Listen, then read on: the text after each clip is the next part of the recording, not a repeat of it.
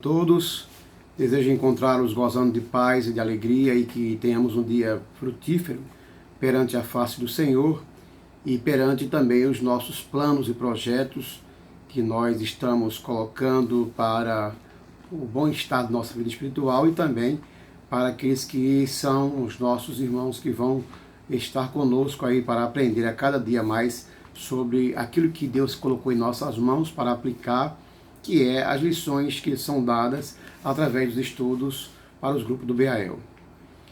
Essa manhã, nesse dia de hoje, terça-feira, nós iremos estudar a lição 12. E a lição 12 da nossa revista de 1 Pedro, 2 Pedro e Judas vai falar sobre os fundamentos da fé cristã. Acho uma lição por demais importante, porque nesse cenário, o apóstolo Pedro, o escritor dessa revista, dessas cartas, ele vai falar para os irmãos aquilo que é necessário para o bom andamento da vida cristã, que são os fundamentos, que eu sempre falo na questão basilar, na questão da fé, que são os fundamentos para uma vida cristã frutífera, que são os fundamentos da fé cristã. 2 Pedro, capítulo 1, versos 12 a 21, e o texto básico, 2 Pedro, capítulo 1, verso 21. Porque nunca, jamais, qualquer profecia foi dada por vontade humana, entretanto, homens santos falaram da parte de Deus, movidos pelo Espírito Santo. Então, o que é que nós temos para falar para os nossos alunos, né? Primeiro, mostrar que vivemos e cremos nessa fé, nesses fundamentos da fé cristã. Que nós não somos cristãos ou meros cristãos por algum fato que ouvimos, mas somos cristãos porque nós cremos de fato e naquilo que é a palavra de Deus, naquilo que traz para nós os fundamentos da fé cristã. E quais são estes fundamentos da fé cristã? Né? Então, no decorrer da revista, o apóstolo Pedro e o escritor, ele vai mostrar o que é o pensamento do apóstolo Pedro. Quais são os fundamentos, ou qual o fundamento, né? Quais são as palavras que vão fundamentar a fé cristã. Então, nessa revista, ele vai falar sobre a certeza absoluta que nós temos que ter, viver e apresentar na nossa própria vida aquilo que nós cremos, a fé cristã que nós temos. Não é um mero fato de crer em Cristo, mas crer com a certeza absoluta daquilo que Cristo é ou significa para nós e daquilo que a palavra de Deus significa para nós. Isso é fundamental. Então, se o irmão não tem essa certeza absoluta, como é que ele vai passar para os seus alunos? Como é que ele vai ensinar aos seus alunos? Então, primeiro eu tenho que saber, eu tenho que entender que eu preciso estar ciente de que a minha vida, ela representa de fato a certeza daquilo que eu creio, a certeza absoluta. Então tenha em mãos a sua revista ou seu encarte, tenha em mãos sempre a palavra do Senhor, deixe sempre a Bíblia aberta nos textos pelos quais você vai falar para os seus irmãos, para os nossos irmãos, não é? Então, 2 Pedro, capítulo 1, versos de 1 a 21, tem que estar bem fixado na sua mente, principalmente esse texto do verso 21, que ele fala sobre essa certeza, né, da profecia que não foi dada por vontade humana, mas foi inspirada por Deus, né? E essa palavra inspirada, soprada por Deus, vai ser a tônica dessa lição. Saber essas três coisas básicas, que são básicas para o nosso ensinamento, que é saber, sentir e agir, né? Então, o aluno tem que ser capaz de saber que a palavra de Deus tem que ser falada como ela sendo de fato verdades reveladas e fundamentais da fé. E esse aprendizado também, esse ensinamento para o nosso aluno, tem que ser uma coisa aprendida na sistemática, né? Ou seja, aquilo que são procedimentos criteriosos que trazem para o nosso aluno essa sistemática, essa certeza absoluta dos acontecimentos que foram ocorridos, né?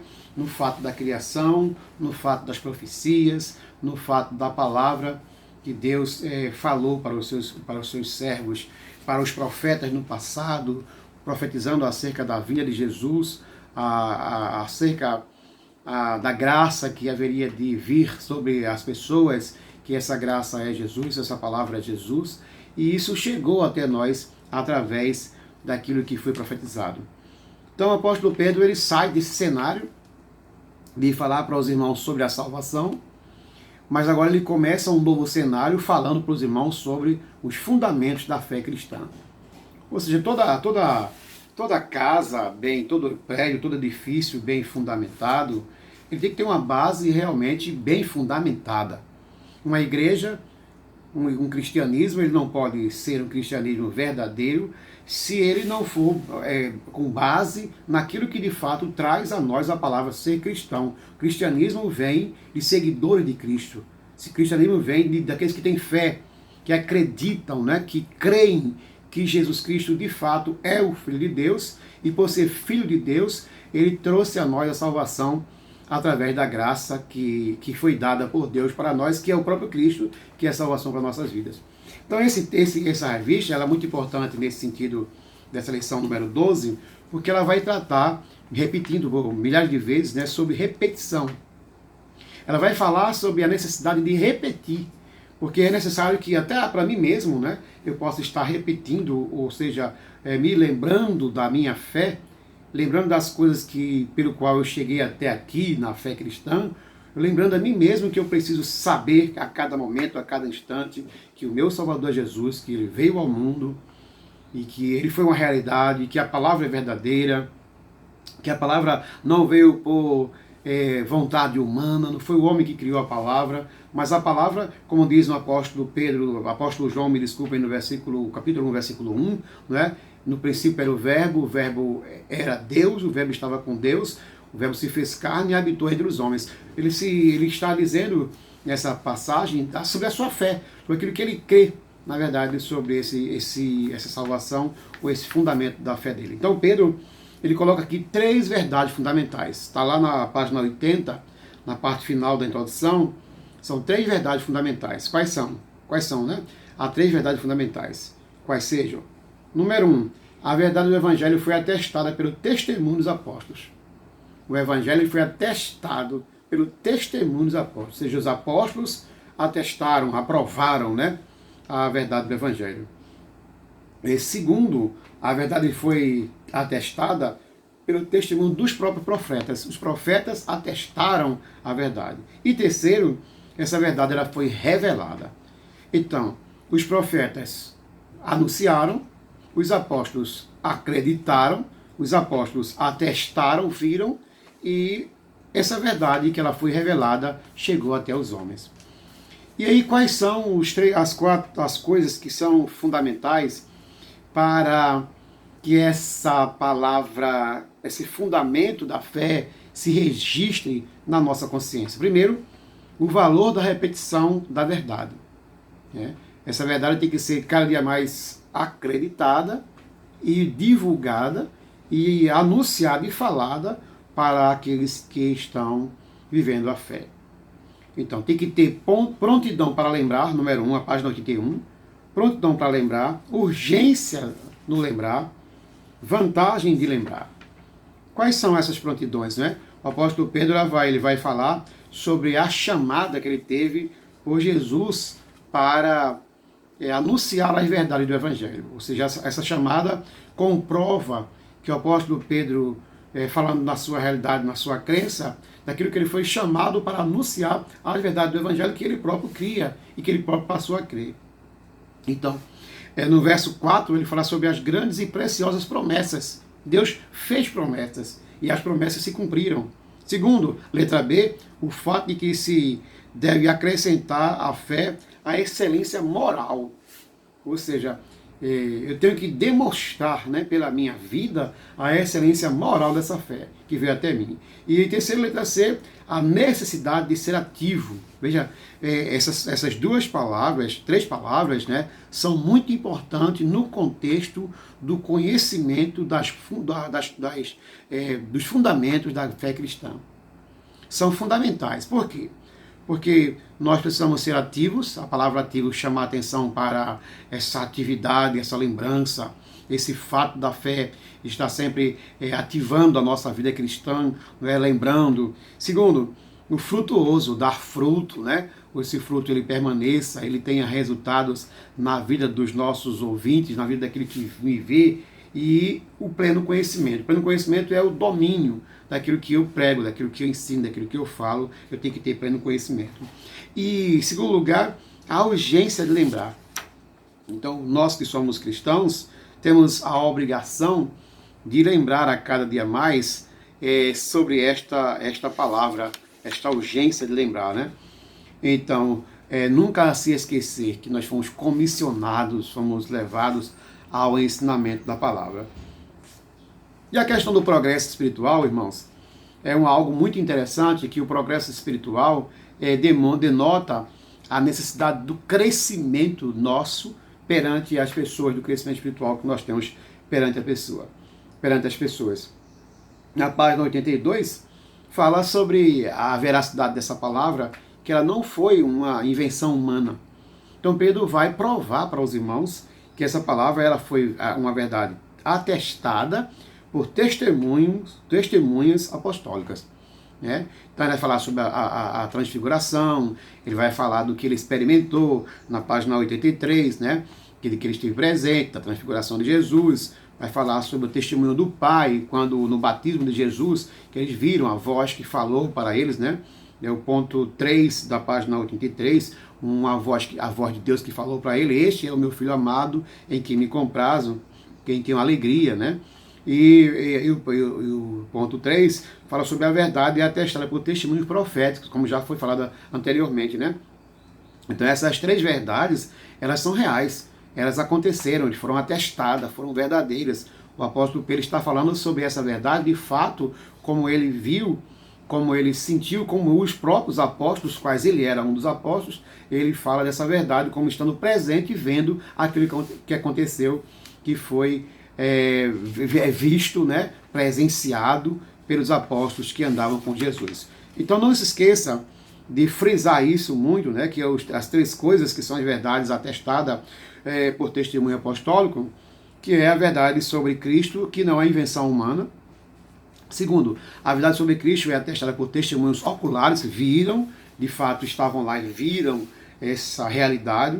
Terceiro, a verdade sobre Cristo tem um testemunho do Pai, o próprio Pai anuncia, ele fala para os apóstolos, né? Essa é uma coisa muito, muito contundente, muito assertiva. Deus fala para os apóstolos: esse é o meu filho amado em quem me comprazo. E ainda na página 83, sobre isso, fala sobre a palavra que ela foi confirmada, a palavra profética, né? Ela foi assoprada, foi falada, foi inspirada por Deus para os irmãos. E esse texto ele é muito importante porque ele vai dizer assim: fazei bem em atendê-la. Né? A palavra profética é digna de crédito. Isso está em 2 Pedro, capítulo 1, verso 19, que ele fala para nós que é muito bom fazer bem em atendê-la. Porque quando nós atendemos a palavra, nós entendemos que essa palavra ela é real, ela é verdadeira, e isso vai trazer alimento, né, alívio, certeza para a nossa alma. A verdade ela foi revelada. A palavra revelação, ela tem uma conotação de que essa palavra ela veio de Deus para o homem. Ela foi revelada. Deus, ele é o dono da palavra, ele é a palavra. E ele revelou a sua palavra para os homens, né? Ele trouxe a palavra para os homens. 2 Pedro, capítulo 1, versos 20 e 21, a parte A, vai falar sobre esse reconhecimento da verdade, sobre a fundamental importância do reconhecimento dessa verdade, e vai falar sobre a afirmação, que essa afirmação significa que as Escrituras não vieram meramente por vontade humana, né? Então, não foi homens que a vontade humana que fez surgir as Escrituras, mas a vontade de Deus. E, por fim, na página 85, ele vai falar sobre as Escrituras, sobre a inspiração, né? Então, o Espírito Santo de Deus soprou, né, levando a palavra aos irmãos, indicando aos irmãos a palavra da verdade, e não foram coisas que os homens criaram ou colocaram na cabeça deles próprios para escreverem, mas foi inspirada. Por quê? A gente vai ver no decorrer da nossa vida espiritual e dos estudos, que a palavra de Deus já se confirma a cada dia, a cada instante, na nossa vida e na vida dos apóstolos, que por ela, que receberam ela como anúncio da salvação para as suas vidas, creram, anunciaram e viram de fato a palavra da verdade que era Cristo. Por fim, há 3 coisas na conclusão que são bastante importantes, que você deve frisar isso, que é a inspiração.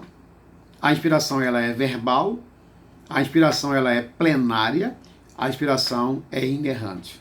Por que ela é verbal, né? A palavra é verbal porque ela é redigida por cerca de 40 anos, desculpe, a humanos, porque ela foi inspirada por Deus, né? Então ela foi verbalizada, ela foi falada por Deus, depois escrita. Segundo, a inspiração é plenária. Por que ela é plenária? Porque a Bíblia foi igualmente inspirada por Deus de Gênesis a Apocalipse. Então ela foi dita por Deus de Gênesis a Apocalipse, e a gente se confirma isso, né, nas Escrituras. A gente vai vendo que tudo se confirma porque a própria palavra ela vai dizendo, né, ela vai mostrando ao sentido da palavra, da inspiração de Deus. E terceiro e último, ela é inerrante. Ou seja, essa palavra ela não tem erro, ela foi comprovada. Né? Os seus escritos, na pesquisa que foram feitas pelos nossos escritores, ou seja, por aqueles que analisaram textualmente cada palavra no texto, né, para saber se a palavra foi confirmada. Então, levantava o sistema das profecias, se aconteceu, tudo aquilo que a gente aprendeu quando fizemos discipulado, né, acerca do cânon, não é? E o cânon é aquilo que deu a finalidade do ensinamento da palavra. Aquilo que o cânon é, como a gente fala sempre, a vara de medir, né? Medir a certeza pela qual ela foi escrita. Então, quando esse cânon aconteceu, quais eram as perguntas que eram feitas, né? O cânon bíblico. Quais eram as perguntas, né? Se cumpriu a profecia? Ok, se cumpriu, então passou. Então vamos escrever. Então tudo era testado minuciosamente para poder realmente se editar aquilo que foi escrito. Não era qualquer tipo de escritura, porque houve muitos escritos realmente, né? Para isso existem os livros apócrifos e os livros canônicos. Os livros apócrifos são aqueles que não foram corretos, aliás, serviram para argumentar alguma história, mas não eram inspirados. Eram livros que eram escritos por homens apenas para que serviu para a história. Mas os livros canônicos foram aqueles que foram testados e aprovados. Isso é de fato que temos que falar e ter certeza nessa nossa vida cristã, para definir de fato em quem cremos, no que cremos, e definir os fundamentos da fé cristã. Meu amado irmão, que Deus te abençoe com toda a sorte de bênçãos. Espero tê-lo ajudado nesse estudo e com esse vídeo, e que você se sinta muito bem e possa aplicar o estudo de acordo com aquilo que vocês têm ouvido nos nossos ensinamentos, o que é o pensamento da igreja em relação a cada cristão e para o bom andamento da casa do Senhor. Deus abençoe a todos, um forte abraço, que o Senhor Jesus Cristo esteja conosco para todos sempre, nos ajudando em tudo. Em nome de Jesus. Um forte abraço, pastor Manassés Santos.